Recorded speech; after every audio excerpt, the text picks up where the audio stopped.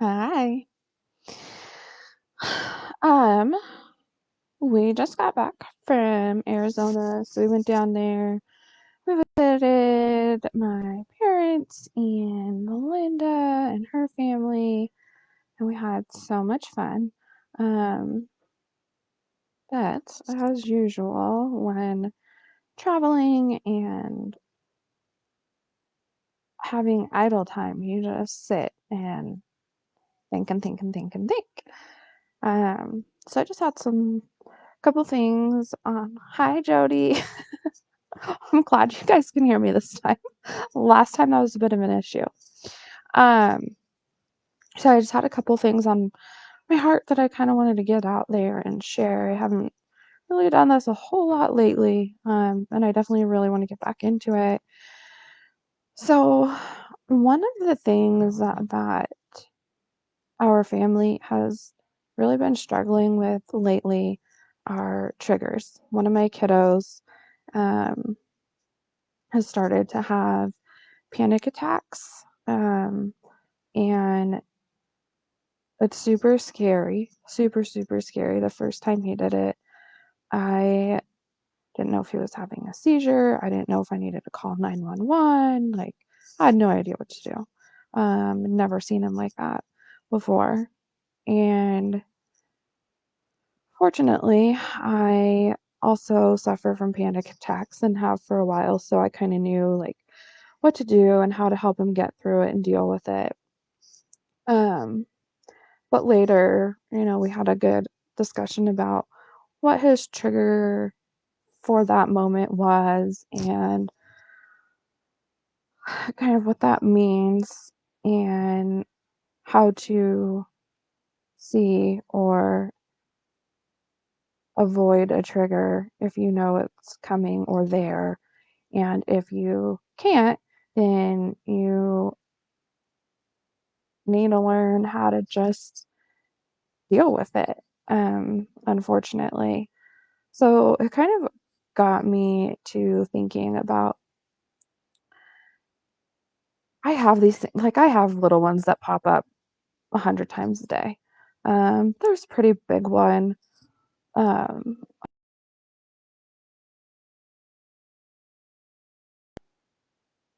Not one that I expected.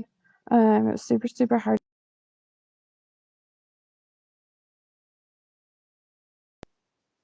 A panic attack for me, for sure, several times.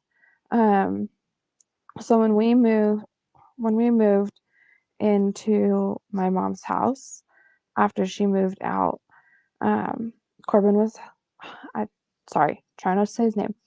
My little one was having just a really hard time adjusting. Like he had to switch schools, he had a new space, um, and his whole life was when Cody and I were together. I met Cody when he was 3, just barely 3.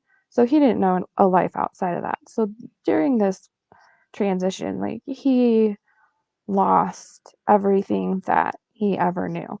Um, and it doesn't matter if it's good or bad, you're still feeling a loss, and there's a process that you have to go through to grieve whatever that loss is. So he was just going through it. He was super angry, super, super disrespectful, not nice, I mean, just on a bad path. Um, So finally, when I called his dad and his stepmom and I said, look, you guys need to come pick him up because it's like World War III over here and I cannot deal with it. So they were great. Came and picked him up, no big deal. They were very understanding, super, super kind. Um, so a few days later, we decided to have him come back home. Um, we all had talked to him about it before. I had a phone call with him. His dad had talked to him. The school counselor had talked to him. Um, so his dad dropped him off at home. It was a Sunday night, and he got pissed off the second he walked in the door and threw his backpack across the room and unintentionally broke his bedroom window. He threw the backpack just like hard into the bedroom.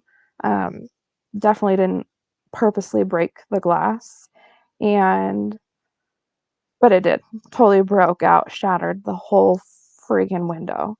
And I don't know if you know what it's like to hear that sound, but it is a very distinct sound um,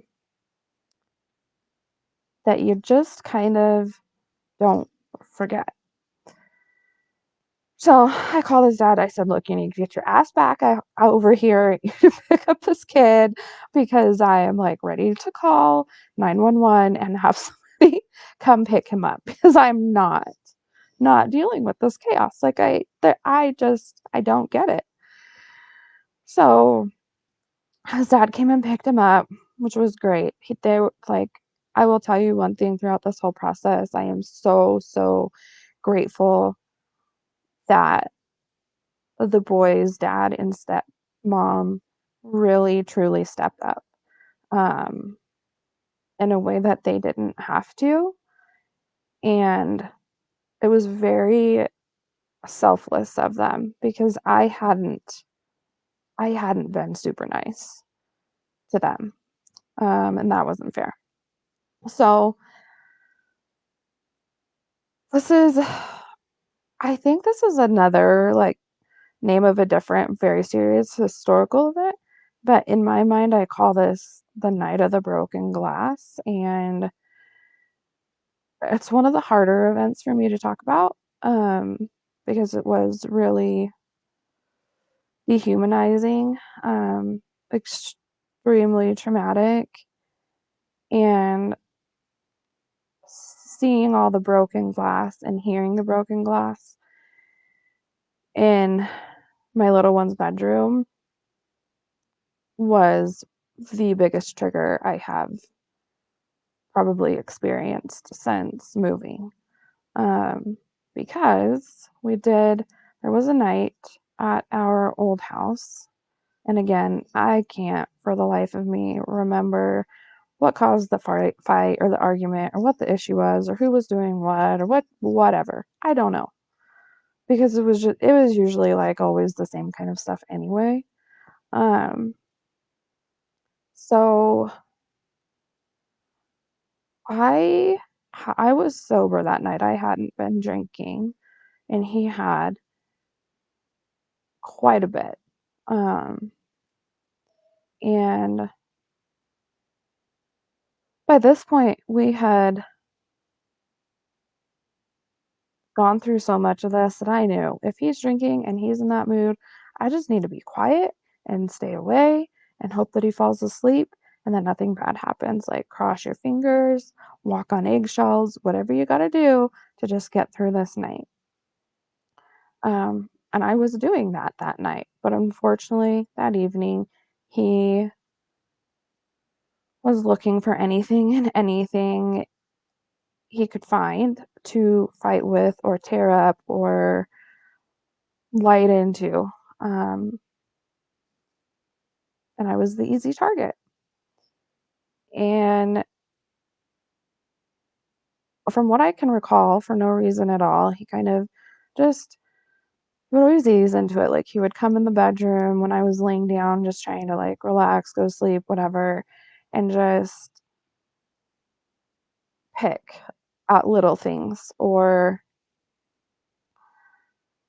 make me, I hate saying, nobody can make you feel any way. He would pick at me to get a certain reaction out of me that then he could feed off of. And so this night I was like, nope, not happening. I'm just going to lay here. I'm going to pretend like I'm asleep. I don't hear you. I don't see you. Nothing. And that made it 100 times worse. Um, this night in particular probably went on, I think it probably started around, God, I don't know, 8 or 9 o'clock. And I think by the time all was said and done, it was 4 or 5 o'clock in the morning. It's a long time. And he just kept getting at me and screaming at me and pushing at me and punching me in the back of the head and saying, "I'm punching you in the back of the head because you know what?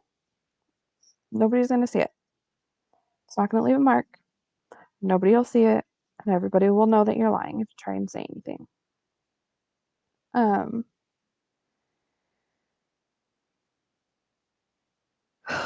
he also had my phone, so I didn't have any way to contact anybody at this time. I mean, I was pretty alone. And the boys were sleeping, so I just always tried to stay really quiet because I knew that I was gonna get it no matter what. There wasn't any getting around that, and so the more submissive I could be, the quieter it was in the house, and in my mind, less disruptive or painful for them. Looking back, I understand, like, that's totally not the case, but in the moment, um, I was just doing what I thought I had to do. So he just wouldn't stop. Um,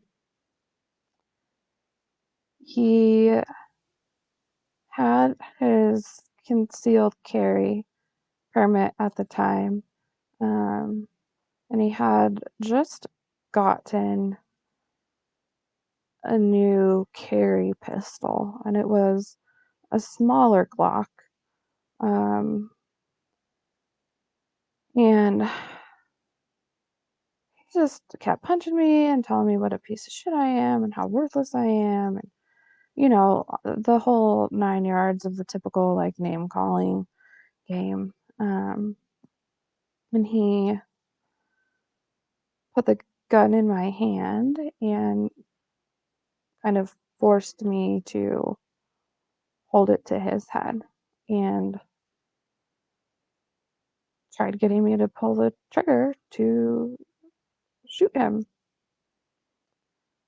Um, so the struggle with the gun went back and forth for a while. And that was just insanely scary because it's a gun. Like in a situation like that, it's gonna hurt or kill somebody. It's not a game and it's not funny.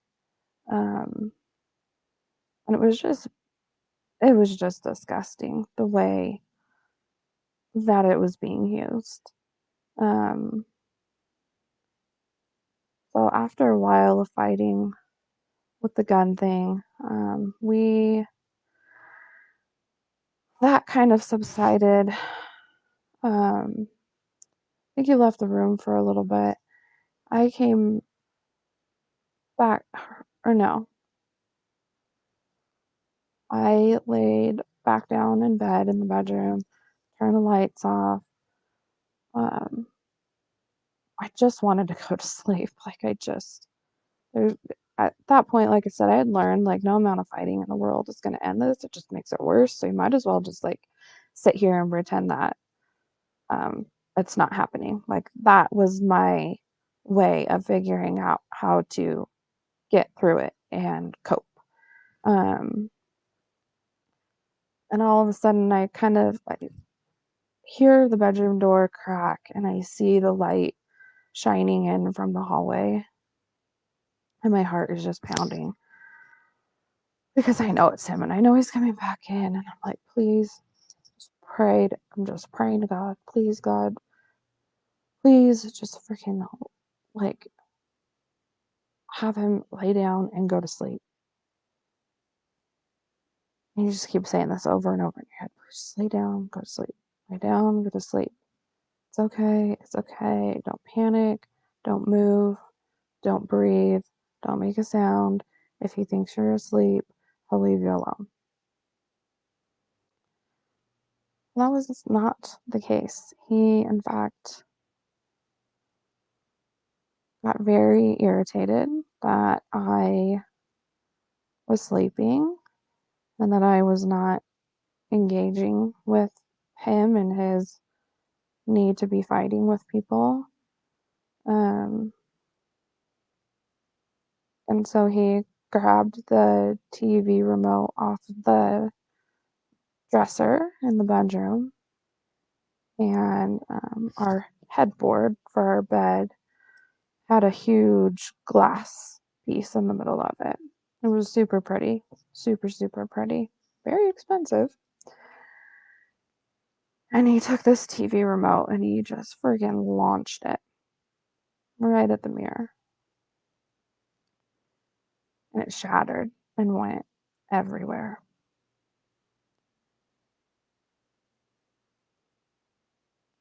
It's just, it's just something about that sound that I can't yet get over. Um, the worst part and the most humiliating, like dehumanizing part of that night was after the glass broke, he wouldn't let me get up out of bed. I tried and tried and tried. Hopefully, he would fall asleep. Wouldn't. So I had to spend the whole night sleeping on shards of broken glass in the bed. And occasionally, he would dump water on me. Occasionally, he would spit on me. Um, but he just sat right next to my side of the bed the whole night to make sure I didn't get up and move. I think he finally fell asleep. Like, I don't know, like I said, this lasted till the wee hours of the morning, maybe like 5 o'clock in the morning, at which point I had to get up and get ready and go to work. Um, so driving to work, I thought, okay, like he's gonna wake up and sober up and see what he did and be sorry. Um, like this wasn't an argument where I had done something and he had done something, or there was actually anything to argue over. Like, you shattered the glass of our headboard and made me sleep in it all night. So of course, like you're thinking, yeah, it's pretty clear that the other person is going to feel bad and say sorry. So I remember going to work the next day and I sat there staring at my phone for hours and hours and hours and hours, like just waiting for the apology text to come through. And it didn't. Um, so then I started freaking out. Okay, like, is he dead? Did he leave? Where's he at? Why is this apology text not coming through? Why is he not asking me if I'm okay? Um, so to not make him upset, I would text the boys. I would say, hey, what's is dad up? What is he up to? At this time, he wasn't working, of course. Um, Keeping that comment to myself because it's not worth it. But he wasn't working, and the boys were on summer break. And they said, yeah, he's up, he's home. I'm like, well, what the hell? So I text him. I was like, hey, what's going on? What are you up to today? And he freaking lit into me again. Um,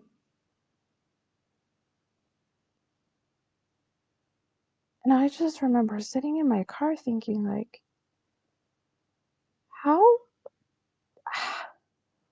how, how in your mind are you mad at me? And the only thing he would ever say, and that he kept saying, was, well, I wouldn't have done that if you didn't piss me off. Okay, well, what did I do to piss you off?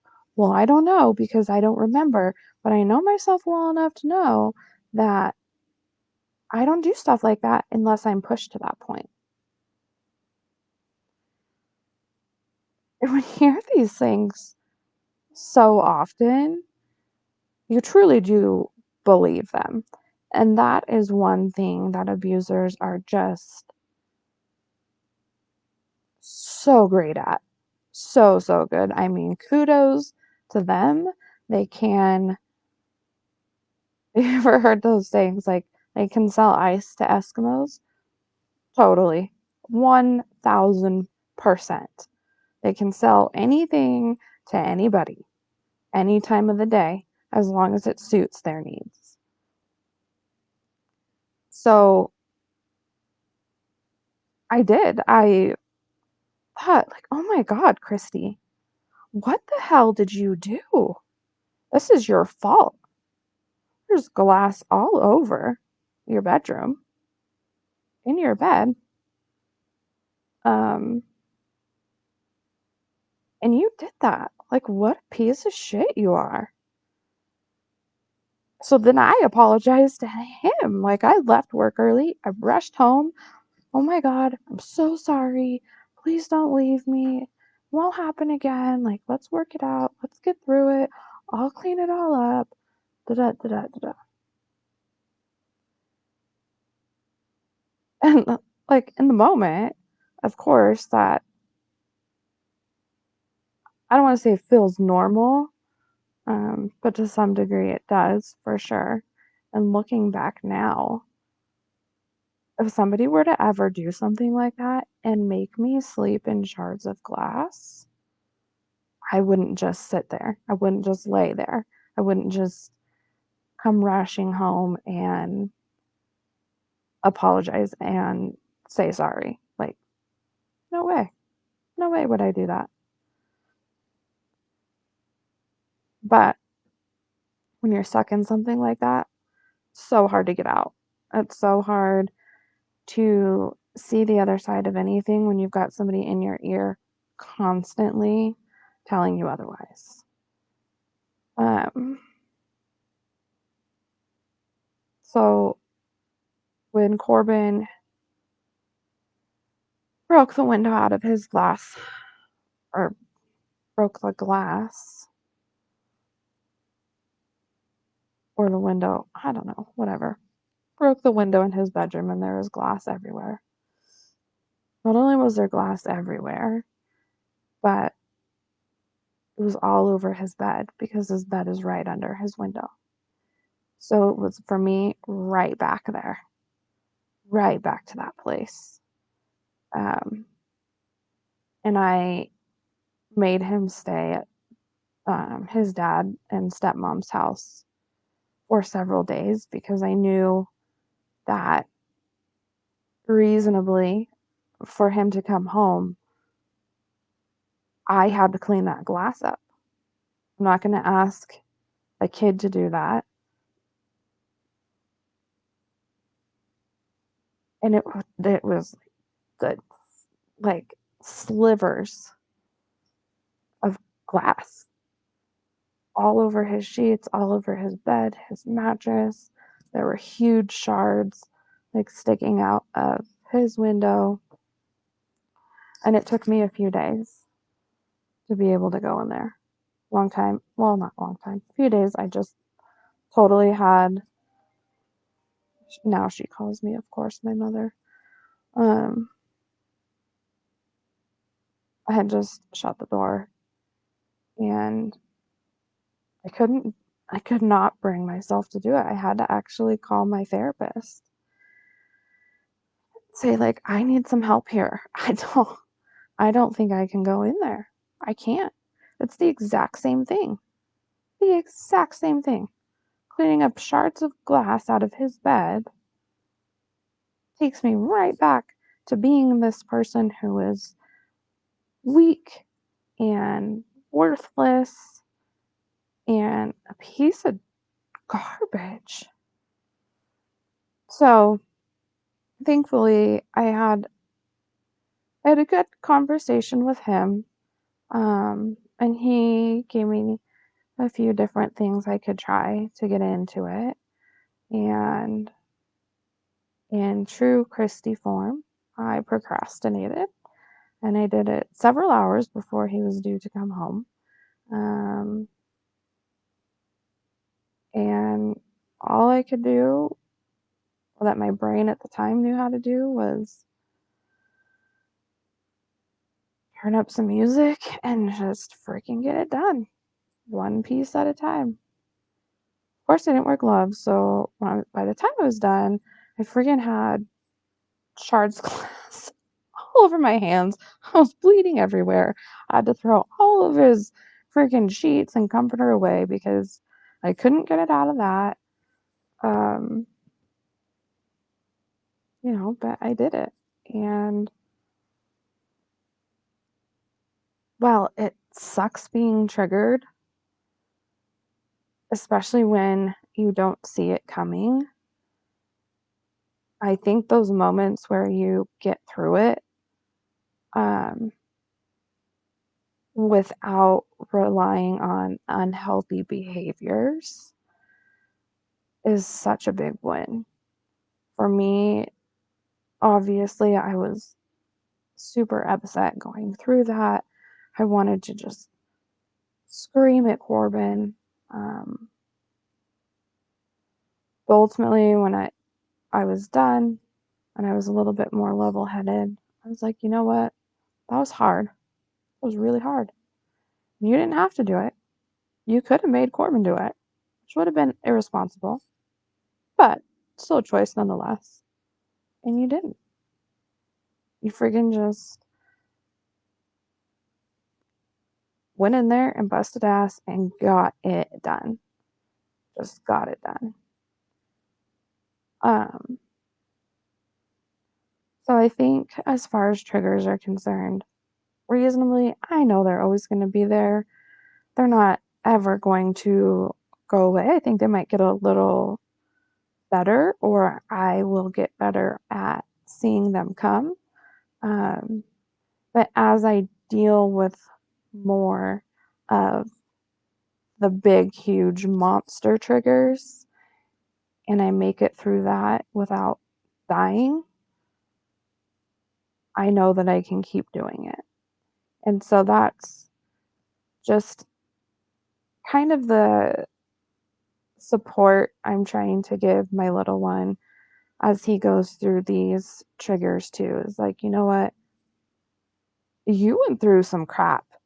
Really, really, really traumatizing stuff. And you're always going to have triggers. And sometimes you're going to know what they are, and sometimes you're not. And sometimes you'll be expecting it, and sometimes it will just come out of the blue. Um, and it's almost like you just kind of have to be, I wouldn't say that you have to be ready for that all the time, because that would almost make one assume that there's anxiety surrounding that. And there can be, but it doesn't have to be that way.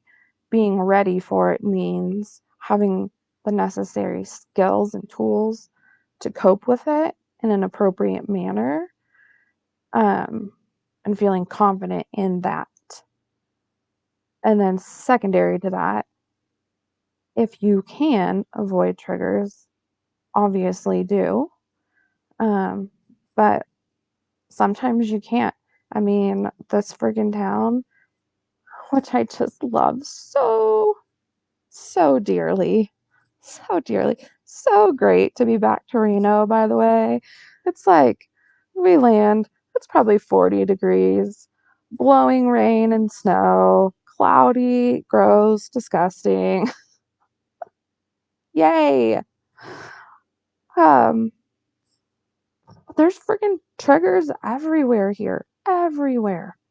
Every place I go. Um, Sometimes I try to avoid them, and other days I'm like, you know what? I can't run my life like that. I cannot, because then I am not living my truth. And I am not going to allow what somebody else did to me to dictate the things that I do now, at least not in a negative manner.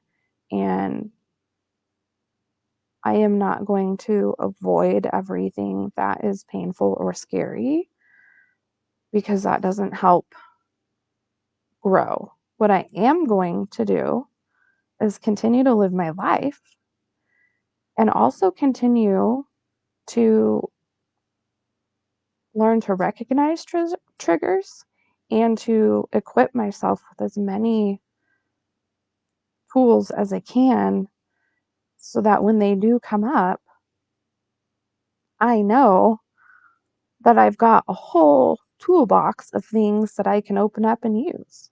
And they're all a little bit different. Sometimes it's as simple as turning some music on and just zoning out, going for a drive. Sometimes it's exercising. Sometimes it's calling a particular person. Sometimes, what else do I do? Spray tan, nails, do my like it's any myriad of things. But I know I have a history of things that have worked and can work. And so now I've got this whole filing cabinet in my head of down the line, these are the things you try.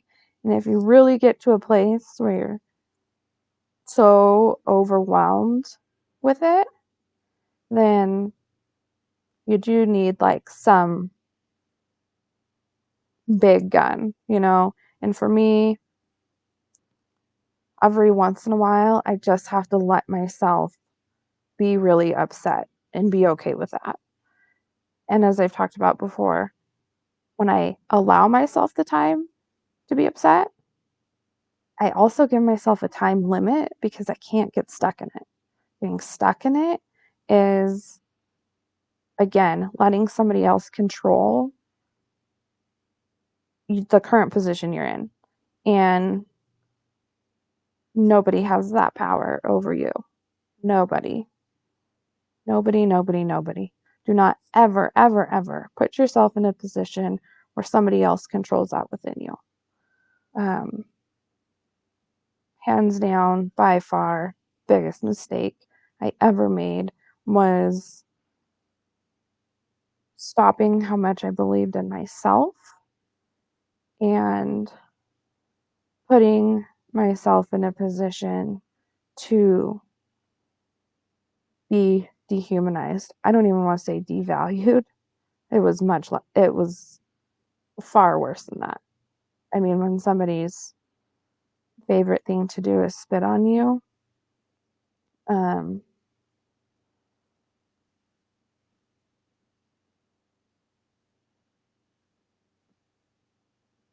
you don't feel like a human anymore. You don't feel like a person worth anything.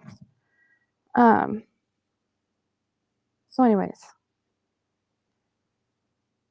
best advice I can give about triggers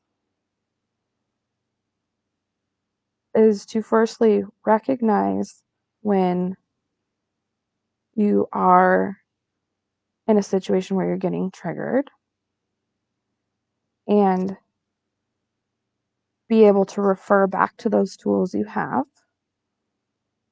Secondly, when you are getting triggered and maybe you only have a couple tools in your toolbox, try some things that are different and add to that. Um, Sometimes when I'm just scrolling through my phone, I will look up different articles or crap on Pinterest or whatever and just make a mental note. Okay, let's try that next time.